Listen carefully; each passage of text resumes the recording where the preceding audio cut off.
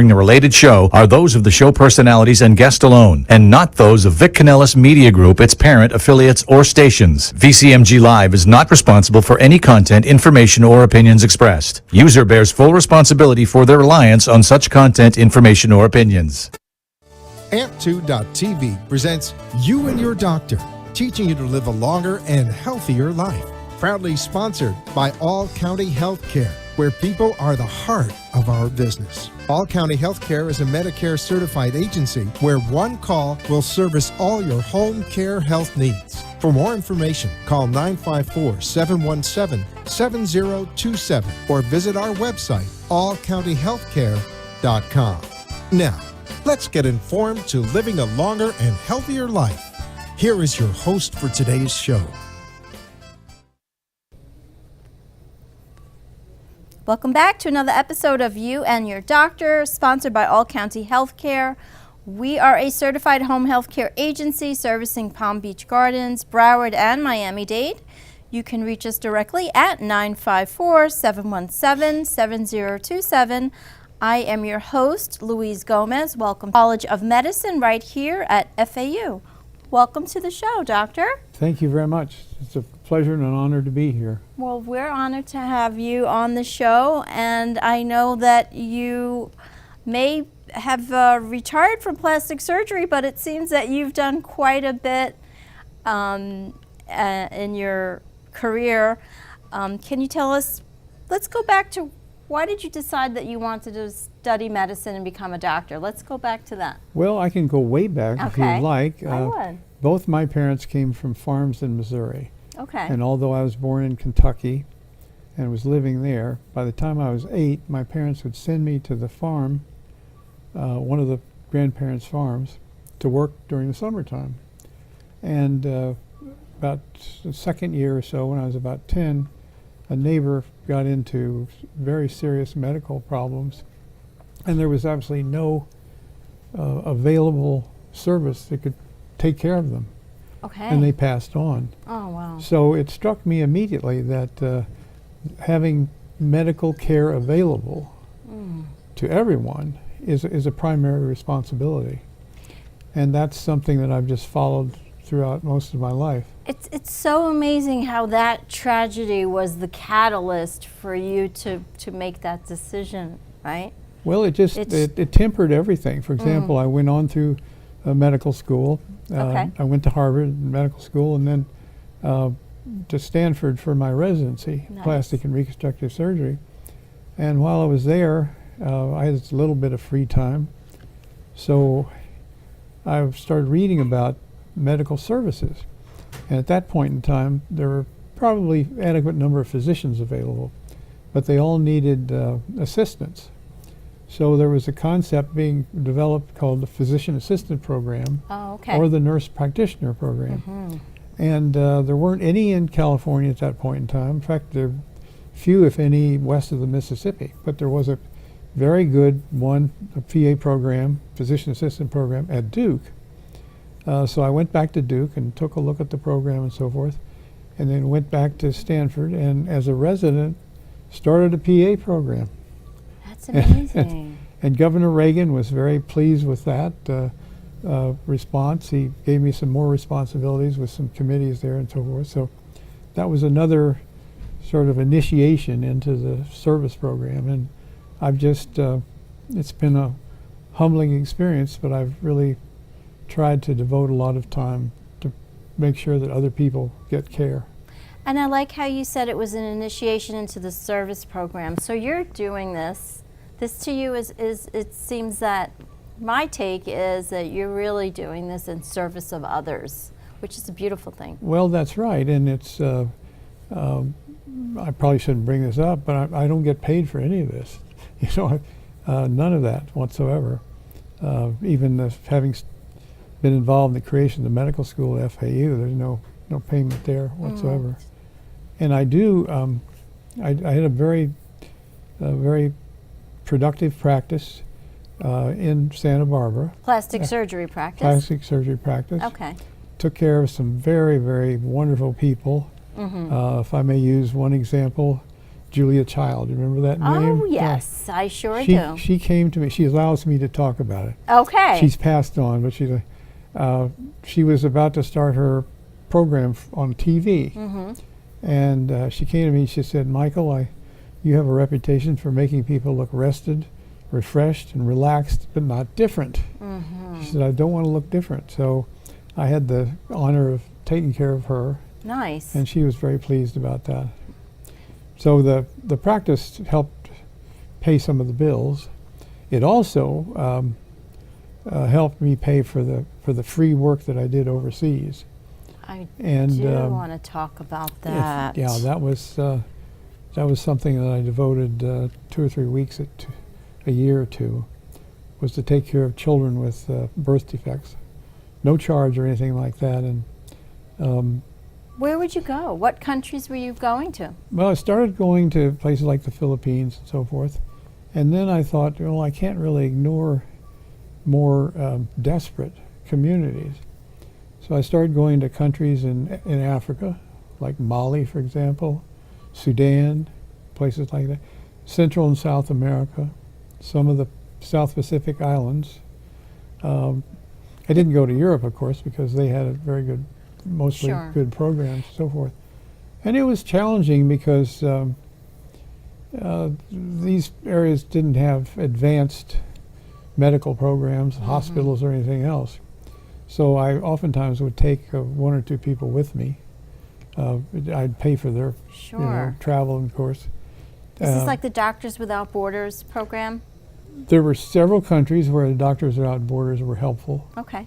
There were some countries where there was no real organization, but I could get the hospitals to at least provide an operating room and a team, people to take care of these children. And most of the repairs were children with cleft lips, Sure. cleft palates, Yeah. some hand deformities. If they were born with non-functioning fingers and so forth, tried to put that into a functional capacity, so forth.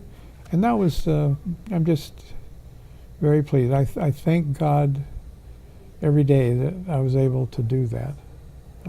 They must have, let me ask you, how did they treat you when you went overseas and you were, I mean, as a mom, I know if I lived in that country and here comes an American doctor, I can only imagine, what was the reception like for you? They were wonderful. I'm sure. I mean, the families were just so appreciative, so forth. I still get an occasional letter from I believe it. someone just thanking them, now that, at the time the child was, say, 3 and now they're in their 40s or whatever. Right. But they just, there's so many wonderful people in the world, and I think I almost wish that, well, I desperately wish, fervently wish, I guess, that that everyone had more interest in providing care for others. Well, you're giving a good example. And not only overseas, but also in this country too, because agreed. there are areas where people just don't have the adequate care at all. And one of the issues is, and this would be something you might want to explore a little bit, is about the physician shortages. Yes. Which that's becoming quite an issue across the country, and particularly in South Florida.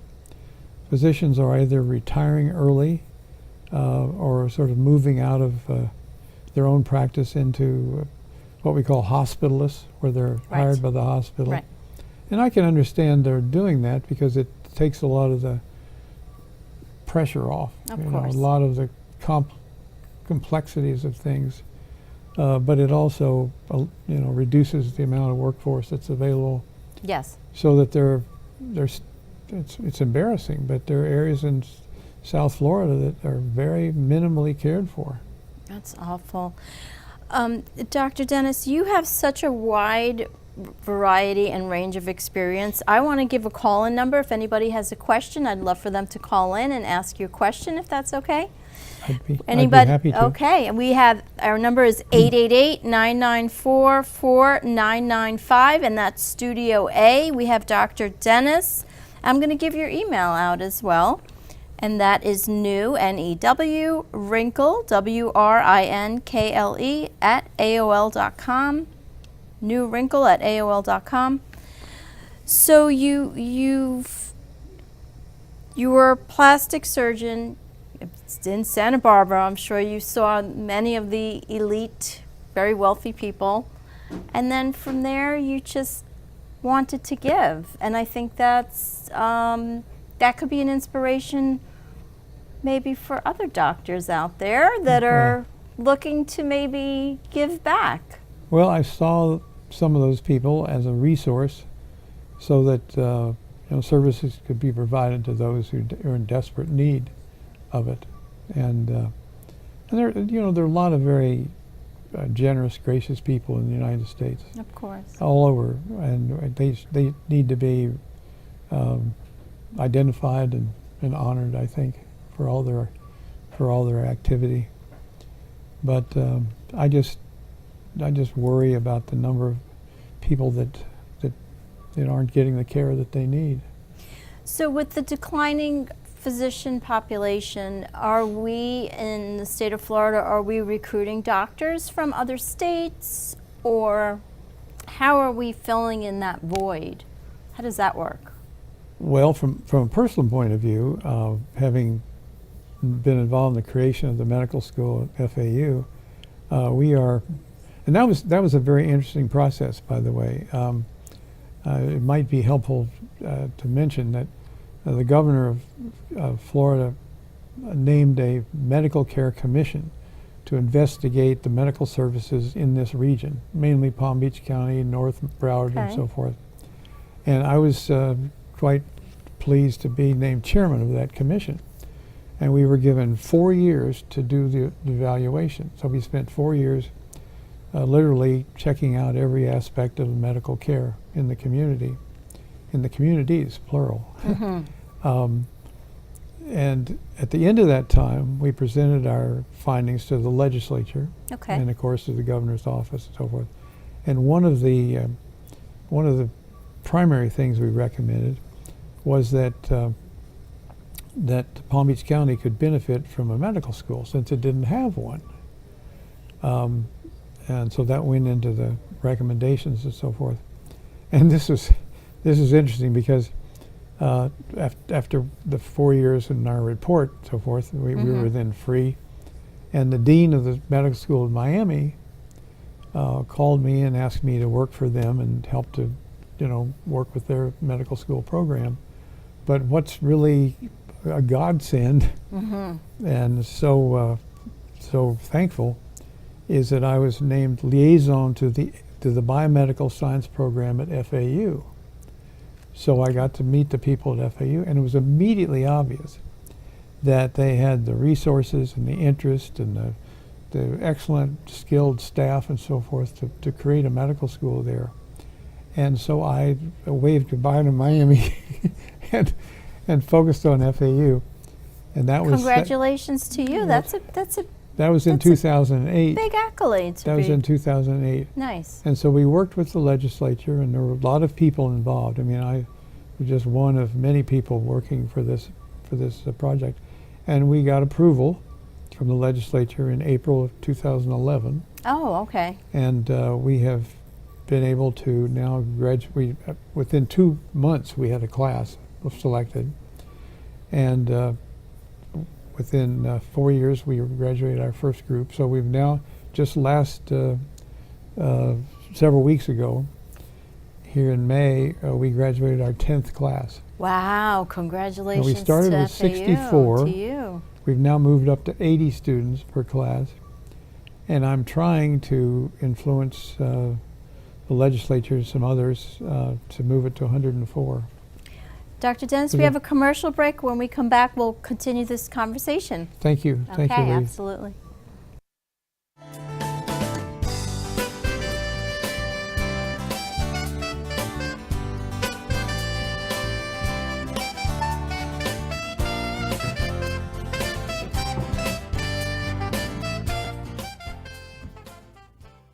All County Healthcare has exciting news for any and all patients with COPD or other respiratory ailments. Listen to what renowned pulmonologist Dr. Keith Robinson has to say. Hello, I'm Dr. Keith Robinson, board-certified pulmonologist, medical director at Fusion Health Pulmonary Rehabilitation, and a board member with the American Lung Association of South Florida. We have exciting news for patients with COPD. We now offer IPV therapy at home, which has been demonstrated to improve airway clearance, decrease hospitalization, and improve quality of life of patients with COPD. Please call All County Healthcare for more information about this FDA-approved therapy.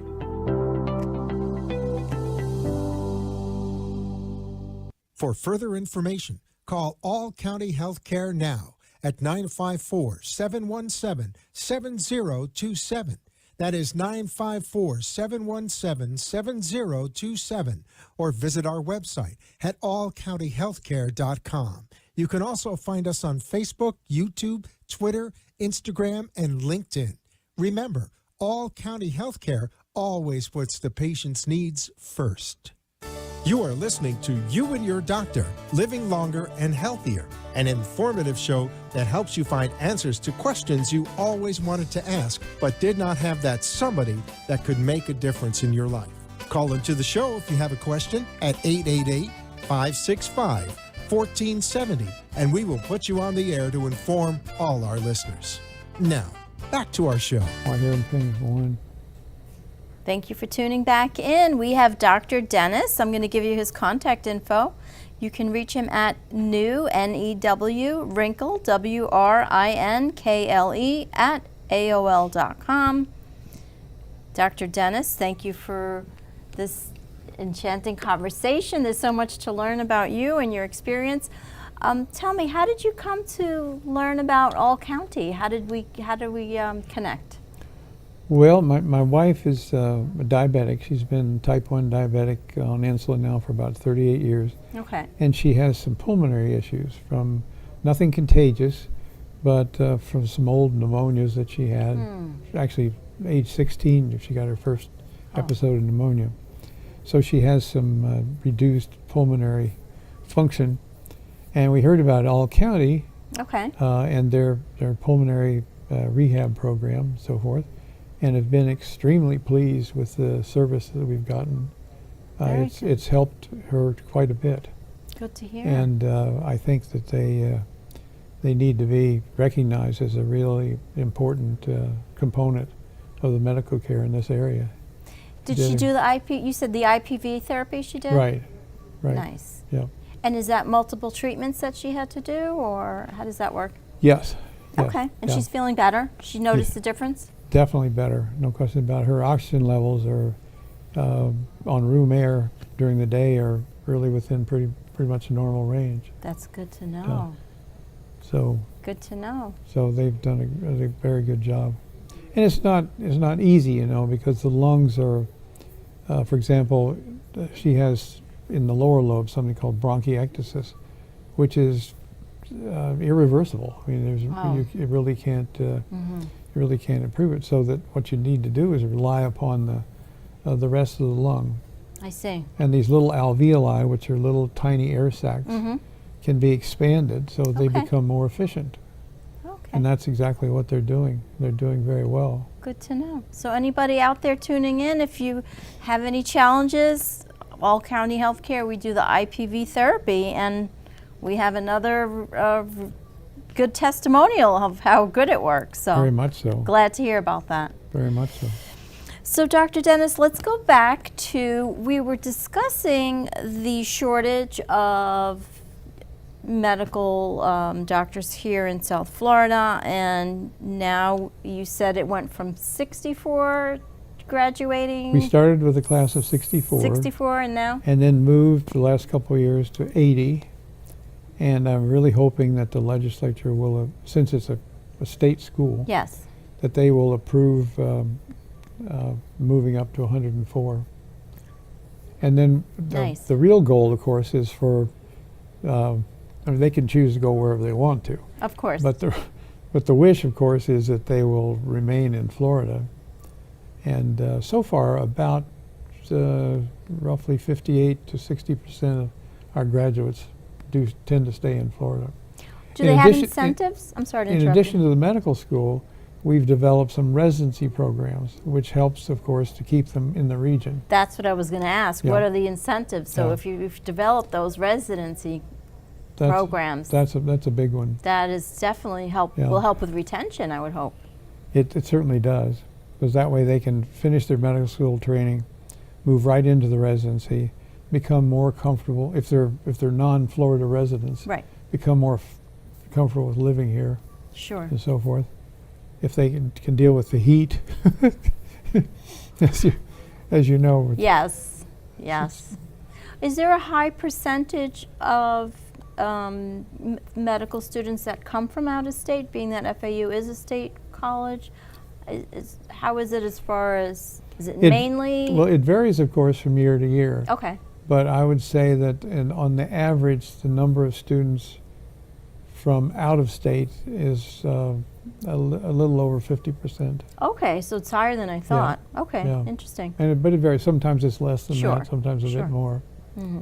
So there's no real standard in that regard. Mm-hmm. Mm-hmm. But we're very pleased to have them. And the physician shortage is also a part of a general medical manpower shortage. You know, I don't like the word manpower because women are so important in, Thank you. in medical I care. appreciate that. Yeah, I wish there was a woman power, something like that. Human power. Human power. There you that's, go. That's the one to use. There are nursing shortages as well, Wow. and there are shortages in some of the therapy programs, Mm-hmm. like physical therapy, respiratory therapy, and so forth. So the people really,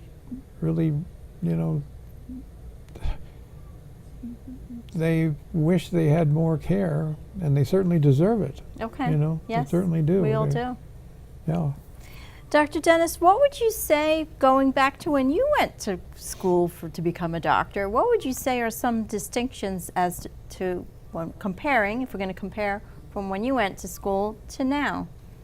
Any distinctions, anything better? I know a lot of people have these grueling residencies where there are many hours in the hospital. Mm-hmm. Has anything changed, or is that still the same? Anything better? Well, the important component of residency education is to make sure that they're highly skilled in whatever the discipline they've chosen and so forth. And that takes a lot of time, takes a lot of hours. So it's an important feature.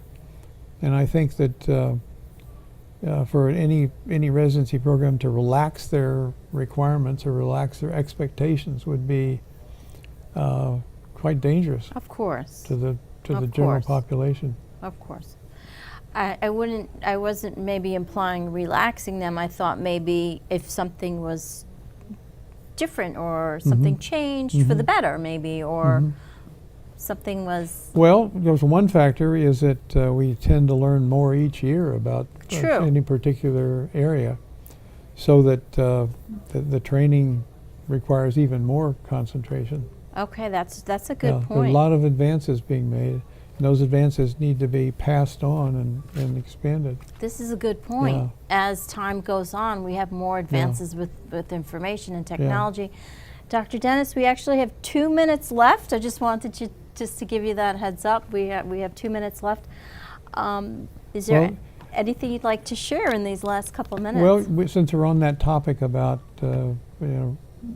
providing the services and so forth. Yes. Another thing I've done over the years is about every 3 to 4 years, I produce something called a regional medical care guide.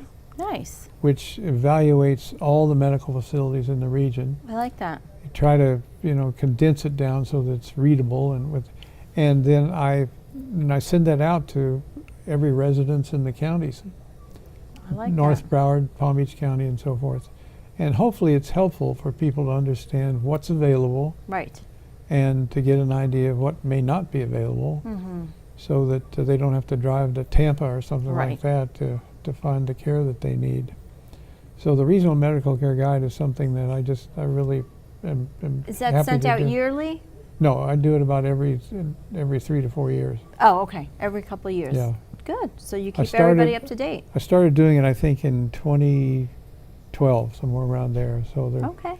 So did around 2016, 2020, and I'll do another one next year for that. Well, we're lucky to have you. Thank you so much Well, for joining us on the show. I can't believe time has passed already, but well, thank I you feel so much. I feel lucky. I feel blessed to have been given this opportunity, and I thank God every day for the opportunity to serve.